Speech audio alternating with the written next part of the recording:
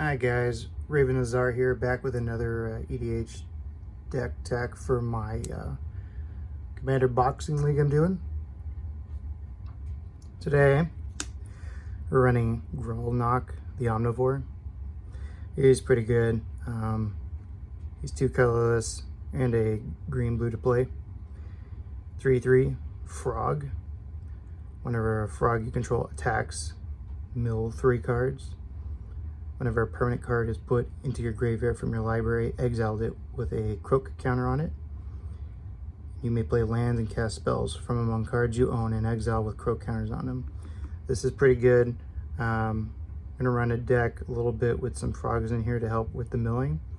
And then hopefully giving me some card advantage, allow me to cast permanents that I have from exile from with this particular guy. So let's see what I got in here to help me out with that. So starting out, we got a Guardian Gladwarden, 1 colors and a green to play, shapeshifter with changeling, 1/1, so he counts as a frog to trigger the frogs milling. And then when this guy enters the battlefield, you put a +1/+1 counter on target creature. Pretty good, helping me out with that. Next I got Jacob Hawkin, Inspector. He's 1 colorless and blue to play, Human Advisor 0/2. You tap him to draw a card, then exile a card from your hand face down. You may look at the card for as long as it remains exiled, and you may pay 4 double blue, and if you do, you get to transform this guy. When you do transform him, he becomes Hawkin's Insight, which is a legendary enchantment. At the beginning of your upkeep, it says exile the top card of your library face down. You may look at that card for as long as it remains exiled. Once during each of your turns, you may play a land or cast a spell from among the exiled cards with this permanent without paying for its mana cost. That's pretty good. This guy will get you value. Masked Vandal. He's a colorless and a green to play, 1/3 shapeshifter with changeling, also frog. When Masked Vandal enters the battlefield, you may exile a creature card from your graveyard. If you do, exile target artifact or enchantment an opponent controls. This is good to get removal, but also triggers the frogs. Polywog Symbiote, 1 colorless and a blue to play. He's a frog himself, 1/3. Each creature spell you cast costs 1 less to cast if it has mutate. And when you cast a creature spell, if it has mutate, draw a card and then discard a card. Now, I have some mutation in here, but not a whole lot. Deck's not really focused on mutation. Primarily this guy's in here because he just happens to be a frog. Help me out with Grolnok's trigger. I got Azusa, Lost But Seeking, 2 colors and a green, Human Monk, 1/2. She says you may play 2 additional lands on each of your turns. This ability is pretty darn good. I'm hoping that with Grolnok's trigger going off, I'll be able to get some lands and utilize Azusa while that's happening. Bloodline Pretender. He's 3 colorless to play. He's a shapeshifting changeling, so he's a frog, and he's 2/2. As Bloodline Pretender enters the battlefield, choose a creature type. Whenever another creature of the chosen type enters the battlefield under your control, put a +1/+1 counter on Bloodline Pretender. So he's helping me with my frog trigger, but if I've got some frogs going on here, I'll be naming frogs, and hopefully he will be able to start getting some +1/+1 counters on him when I got frogs coming in. Pretty good. Next I got Cosmo, God of the Voyage. He's 2 colors and a blue to play, legendary god, 2/4. It says at the beginning of your upkeep you may exile Cosmo. If you do, it gains whenever a land enters the battlefield under your control. If Cosmo is exiled, you may put a voyage counter on it. If you don't, return Cosima to the battlefield with X +1/+1 counters on it, and then draw X cards, where X is the number of voyage counters on him. I'm primarily going to be using this guy for the draw power, but having him be a big boy doesn't hurt. His flip side is Kill, which is a colorless and a blue vehicle, 3/3. Whenever vehicle you control deals combat damage to a player, the player exiles that many cards from the top of their library. They play lands from among those cards for as long as they remain exiled. He's crew 1. It's pretty okay. I'm primarily going to be using him for Cosima, really. Next, I got Cemetery Illuminator. 1 colorless and double blue to play. Spirit, 2/3 with flying. Whenever Cemetery Illuminator enters the battlefield or attacks, exile a card from a graveyard. You may look at the top card of your library anytime. Once each turn, you may cast a spell from the top of your library if it shares a card type with a card exiled with Cemetery Illuminator. Pretty good. Help me out with some card advantage. Next, I got Cemetery Prowler. It's 1 colorless and double green to play. Wolf, 3/4. It's got Vigilance. Whenever Cemetery Prowler enters battlefield or attacks, exile a card from a graveyard. Spells you cast cost 1 less to cast for each card type they share with cards exiled with Cemetery Prowler. Just helping me out with some mana reduction. Pretty good. Dragon Turtle. 1 colorless and double blue to play. Dragon Turtle is a Dragon Turtle.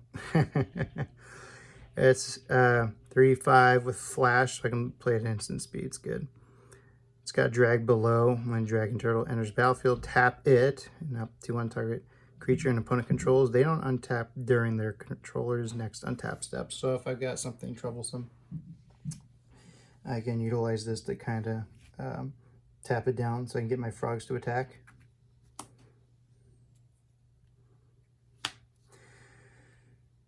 Grizzleaxe, Illithid Scholar.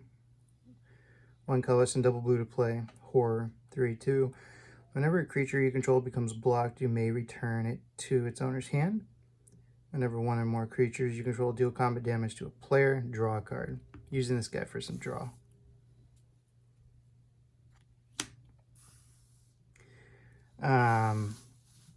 Mistwalker.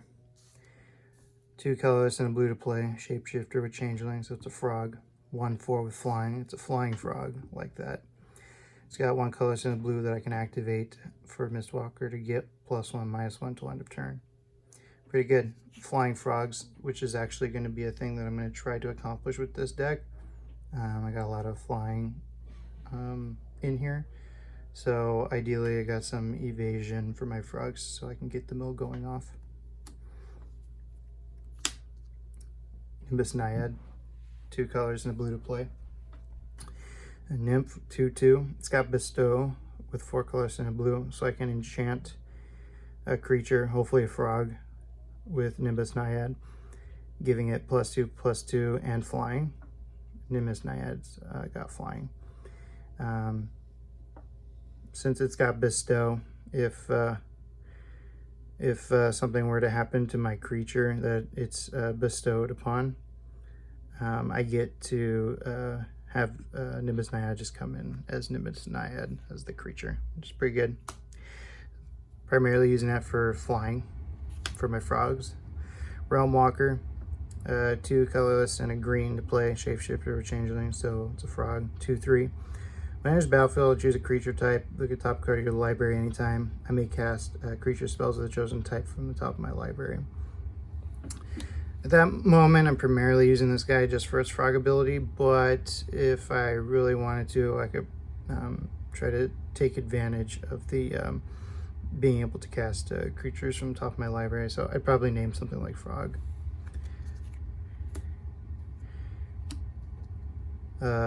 Slogurk, the Overslime. 1 colorless, green and blue to play. It's an Ooze, 3/3 with Trample.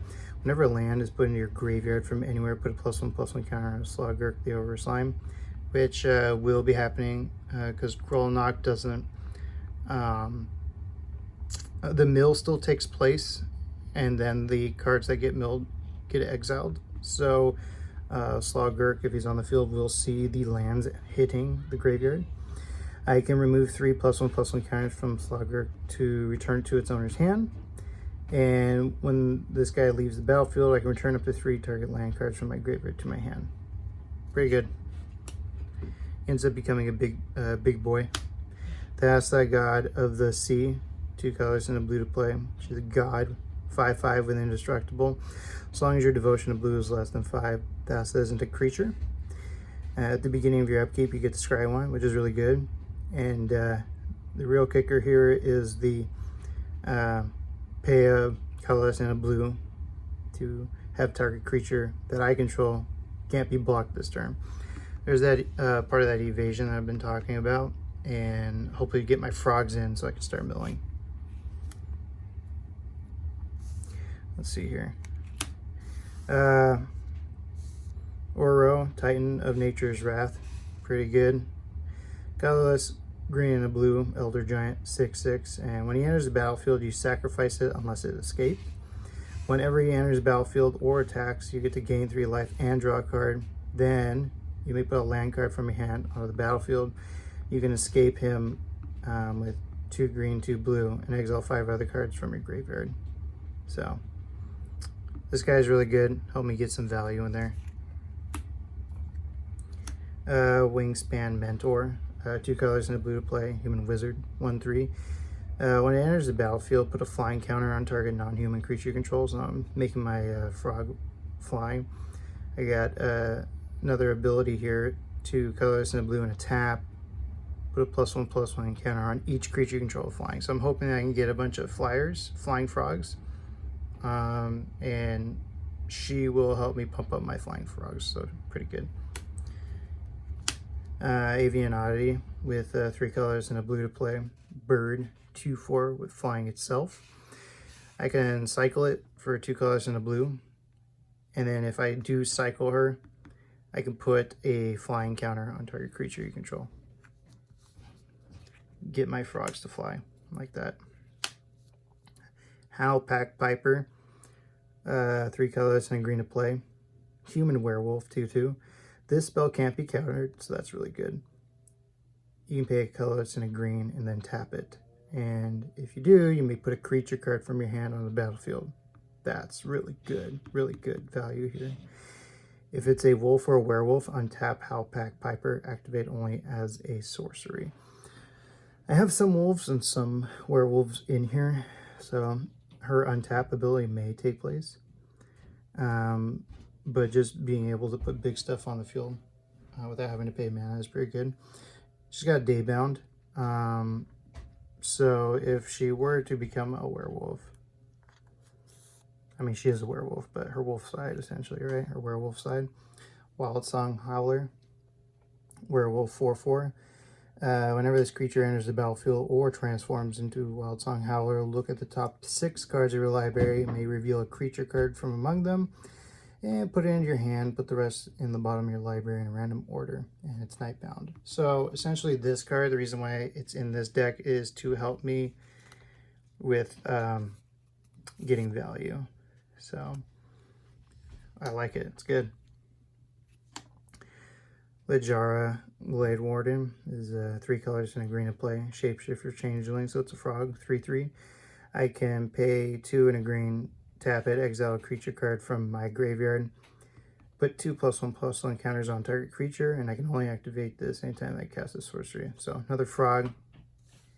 I can pump up my board if I need to, or at least 1 creature on my side.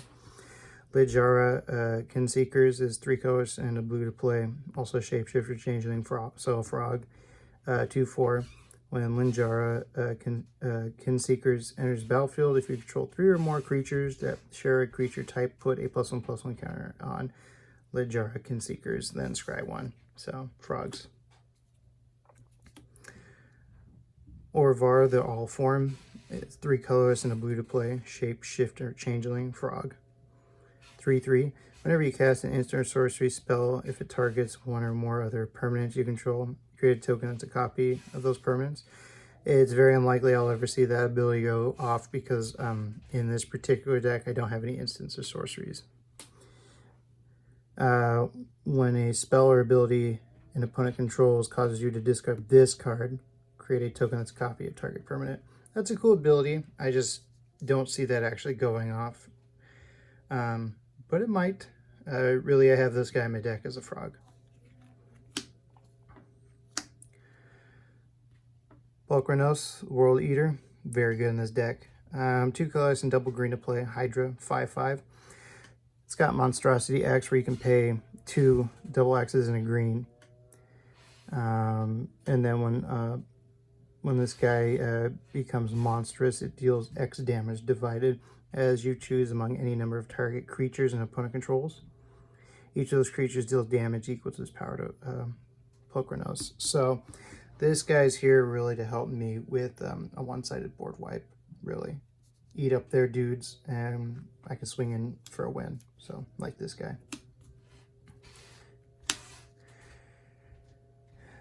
Cirith, the Viper's Fang. 2 colors and double green to play. Human Warlock, 3/4. Other tap creatures you control have Death Touch. That's gross. But the one that I really like is other untapped creatures you control have Hexproof. Can help me with protecting my Grolnok. Because once somebody sees what it is that I'm doing, they're going to try to get rid of it. 1 colorless, and you can tap her to untap another target creature or land you control. Pretty good. Giving somebody kind of vigilance, kind of. That's the Deep Dwelling. 3 colors and a blue to play. God. 6/5. Indestructible. As long as your devotion to blue is less than 5. Thassa isn't a creature. At the beginning of your end step, exile up to 1 target creature you control. Then return that creature to the battlefield under your control. So if I got any flickering abilities that I want, she'll help me out with that. Her other ability is really valuable too, in case I get just a ton of mana. 3 colorless and a blue. I can tap another target creature down. Very good. Probably help me with winning out a game, or at least getting my frogs in for an attack. Tusky, Bearer of Secrets. 3 colors and a green to play. Squirrel, 1/1. Squirrel. This spell can't be countered. That's good. Indestructible. Really good. Tusky, Bearer of Secrets, attacks each combat if able, so it's just going to go at it. Whenever a creature you control deals combat damage to a player, draw a card. I have him in here for a draw. Help me draw some cards. Pretty good guy. Dreamtail Heron, 4 colors and a blue. Elemental Bird, 3/4. I'm probably going to play it the majority of the time with its mutate cost, so 3 and a blue to mutate. It's got flying, and whenever this creature mutates, draw a card. So essentially, I'm going to be granting flying onto one of my frogs. Keeper of Fables, 3 colorless and 2 green to play. Cat, 4/5. Whenever 1 or more non-human creatures you control deal combat damage to a player, draw a card. So I just have my frogs hit everybody, draw a card. Nice. So I know this guy is a companion, but I just couldn't get his requirements down. So I wanted to still play Kruga, the Macro Sage, because the draw. So 3 colors and, you know, either double of either green or blue to play. Dinosaur, Hippo, 5/4. Not worried about the companion because I couldn't do it. But when this guy enters the battlefield, draw a card for each other permanent you control with converted mana cost 3 or greater. Yeah, so helping me draw. Crufix, God of Horizons. 3 colorless and a green and blue to play. God, 4/7 indestructible. As long as your devotion to green and blue is less than 7, Crufix isn't a creature. You have no maximum hand size. That's beautiful. And if any unused mana would empty from your mana pool, that mana becomes colorless instead. There might be points in the game where I can just dump mana into this guy, have that colorless floating, and then bust out with like a monstrosity of some sort to help with winning a game. So he does have his uses here.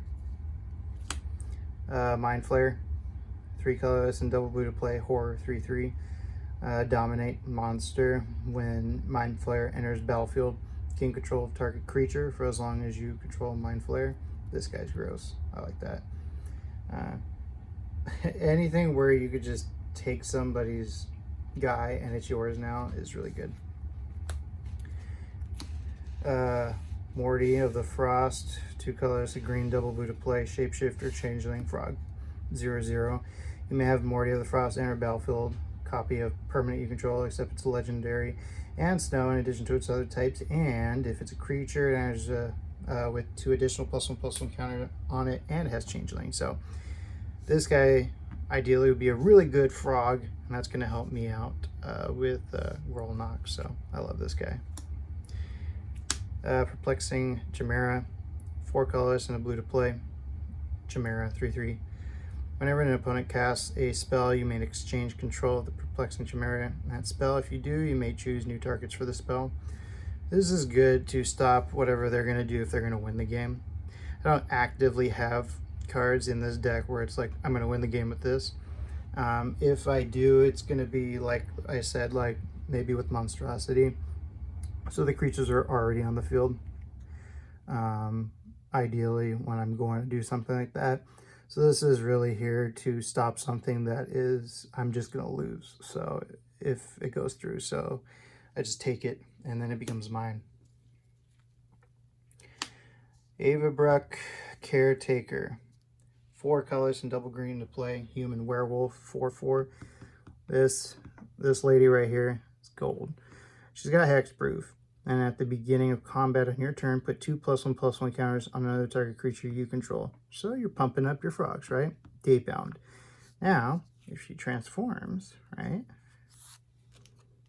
she becomes the Howhenge Huntmaster Werewolf 6/6.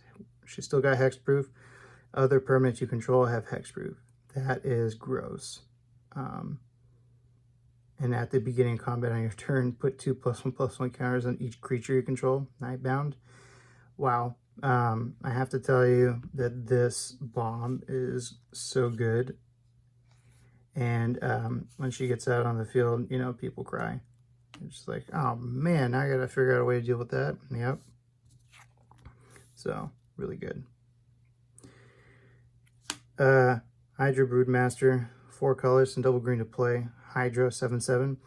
There's that monstrosity again. Double X and green for monstrosity. And when Hydra Broodmaster becomes monstrous, put XX green Hydra creature tokens on the battlefield. So, I mean, you know, like I was saying earlier, this is a way for me to win. It's on the field. I'm gonna monstrosity it the moment that it's like so beneficial to me, and then just go in for the win.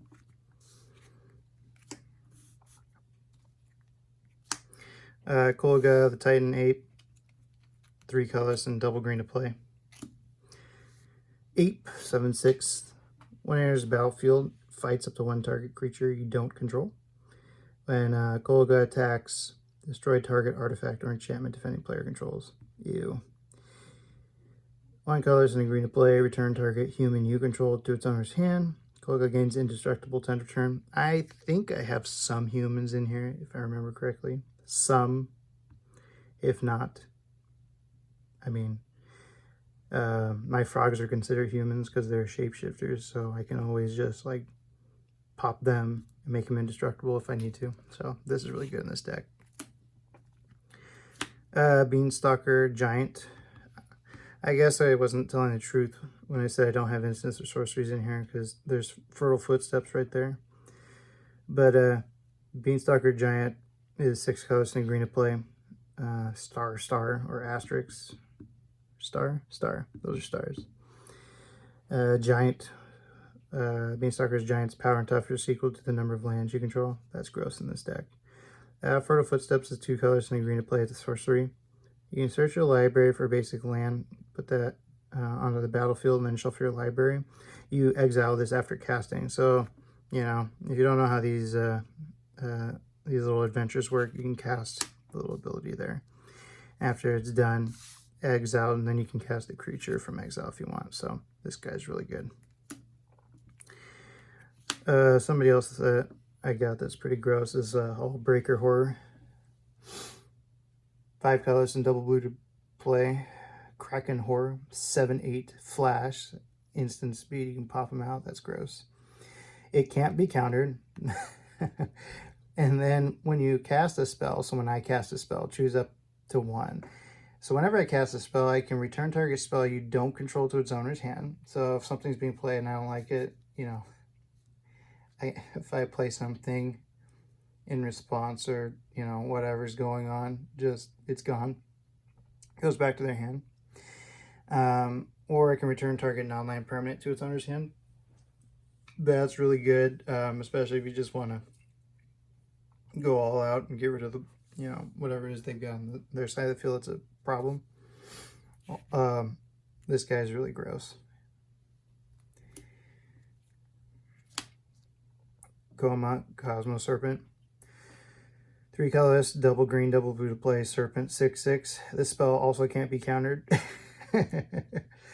At the beginning of each upkeep, you create a 3/3 blue serpent creature token named Comas Coil. Each upkeep. Don't forget about that. So every upkeep, you just get one of these guys. And then you can sacrifice another serpent to choose one. You can tap target permanent, and its activated abilities can't be activated this turn.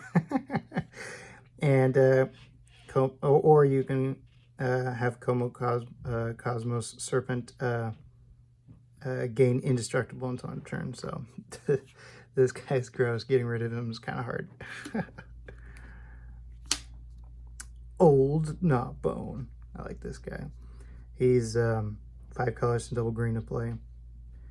7/7 dragon, flying, and then whenever a creature you control deals combat damage to a player, create that many treasure tokens. Oh, this guy's so good. I love Old Gnawbone. But I love Ulamog's Crusher probably better. I love Eldrazi, they're good. 8 colorless to play this guy. He's a 8/8 Eldrazi with Annihilator too. I love Annihilator. Whenever this, if you don't know it, whenever this creature attacks, defending player sacrifices 2 permanents because it's Annihilator 2. So whenever he attacks, and his other thing here is he has to attack each turn if able. So when he does attack, instantly they have to sacrifice 2 permanents, and then they got to figure out what to do against the 8/8. So I love this guy. He's so good. I was so happy to get him. Forgive me if I'm going to butcher this. The Tarrasque, or Tarrasque. Anyway, this guy's pretty good. 6 colors and 3 green to play. Dinosaur, 10/10. If you, or this guy has haste and ward 10 as long as it was casted. That's gross. Whenever he attacks, it fights target creature defending player controls. This is just like, you know, like the end. Pretty good. And then last creature that I got, I think, is Gadwick, the Wizened. He's X and 3 blue to play, human wizard, 3/3. When he enters battlefield, I can draw X cards. That's really good. Whenever you cast a blue spell, tap target non-land permanent and opponent controls. Since I'm playing blue-green, a lot of the time I've got blue spells in here, so I play them. Whoop. Almost fell stuff. Getting excited there. Need my light. Whenever I play a blue spell, I get to tap non-land permanent and opponent controls. That's gross. Like this guy.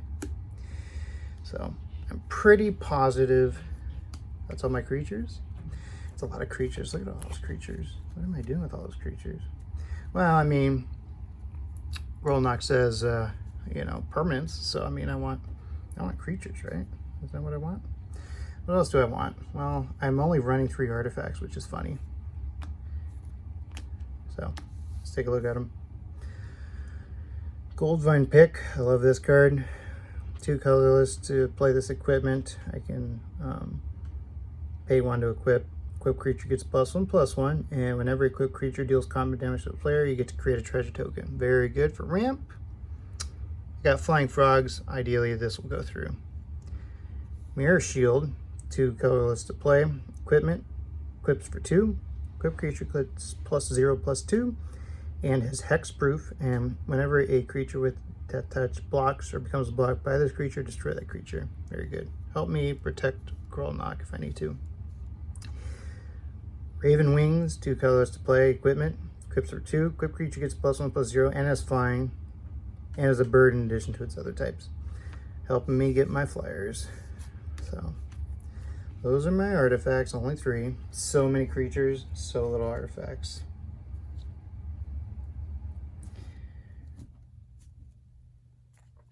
I got a bunch of enchantments though.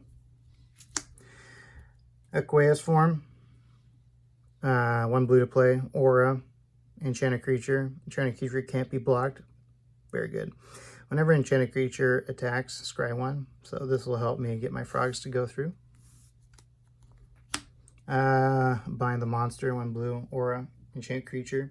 When Bind the Monster enters battlefield, tap enchanted creature. It deals damage equal to its power to me, essentially, which is fine, not a big deal. If I got something troublesome, I want it tapped. Enchanted creature doesn't untap during its control or untap step, so essentially it just says, okay, you go to sleep now. Pretty good. Wizard class for 1 blue. You have no maximum hand size. That's really good. You pay 2 colors and a blue to level it up to 2. And when this class becomes level 2, I get to draw 2 cards. That's good. When I want to do level 3 here, 4 colors and a blue to play. Whenever you draw a card, which hopefully will happen a lot, put a +1/+1 counter on target creature you control. Pretty good. I got this in here really for the no maximum hand size. And hopefully I'm able to draw some cards. Get some +1/+1 counters, right? Arachnoform, 2 colors and a green to play. Aura. Enchant creature. Enchanted creature is +2/+2 and has reach and is every creature type. I can turn something into a frog to help me get my Grolnok to trigger. So I can make something into a frog. I like that. Cradle of Safety. 1 colorless and a blue to play. Aura with flash. I can enchant a creature I control. When Cradle Safety enters the battlefield, enchanted creature gains hexproof until end of turn. Enchanted creature gets +1/+1, so this is going to help me with protecting Grolnok. Druid class. A colors and a green to play. Whenever land enters the battlefield under your control, you gain 1 life. That's pretty good. And here's the thing I really wanted, level 2. 2 colors and a green to play. You may play an additional land on each of your turns. Yes. Very good. Level 3 says you pay 4 and a green to make it level 3. When it becomes level 3, target land you control becomes a creature with haste. This creature's power and toughness are equal to the number of lands you control. It's still a land.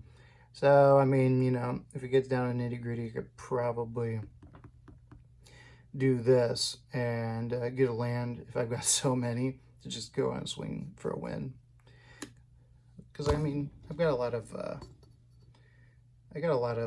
like flying and evasions. I could probably get it in to do a finisher, right?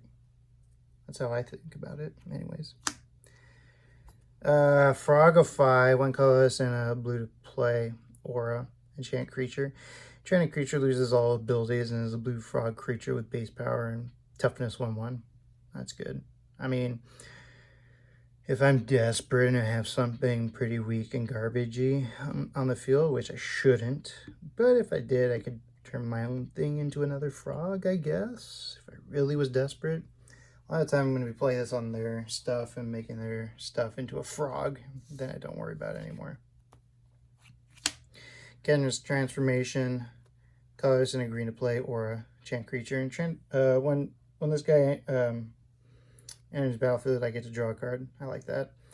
Enchanted creature loses all abilities and is a green elk creature with base power and toughness 3/3. So if I can't have frogs, turn it into an elk.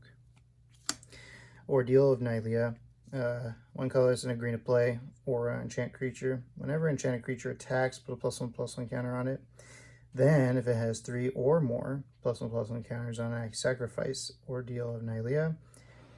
When you do, search your library for up to 2 basic land cards, put them on the battlefield tap, then shuffle your library. Pretty good.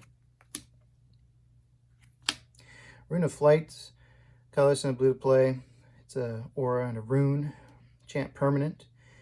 When Rune of Flight enters battlefield, I get to draw a card. As long as enchanted permanent is a creature, it has flying.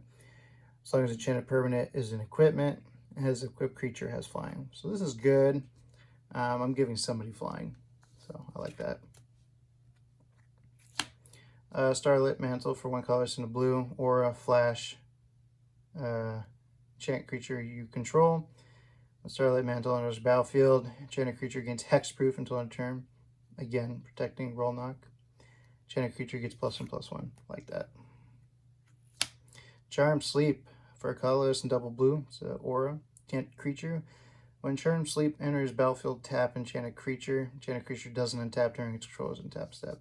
Yeah, good. Go to sleep. Go sleep. Go sleep. Primal Empathy, Empathy, excuse me. 1 colorless, a green and a blue to play. Enchantment. At the beginning of your upkeep, draw a card. If you control a creature with the greatest power among creatures on the battlefield. Otherwise, put a +1/+1 counter on a creature you control. That's good. No matter what, I'm getting something good from it. So I've either got the strongest stuff on the field, I'm drawing cards, or I'm going to make my stuff stronger, and then eventually I'll draw cards, hopefully. So good stuff. Rousing Reed. 2 colors and a blue to play. Enchant creature. It's aura. When Rousing Reed enters battlefield, draw 2 cards, then discard a card. Enchanted creature becomes +1/+1, has flying. Oh yeah, flying. Snake Umbra. 2 colors and a green to play, aura, enchant creature. Whenever enchanted creature gets +1/+1 and has, whenever this creature deals damage to an opponent, you may draw a card. And Totem Armor. Love this card. Dormant Grove. 3 colors and a green to play. Enchantment. At the beginning of combat on your turn, put a +1/+1 counter on target creature you control. Then if a creature has toughness 6 or greater, transform Dormant Grove. So if you're able to meet those requirements, then you have the Gnarled Grove Strider. It's Tree Folk. 3/6 with vigilance, and other creatures you control have vigilance. So this guy pops out. And then all my flying frogs don't just have flying, they have flying and vigilance. Oh yeah.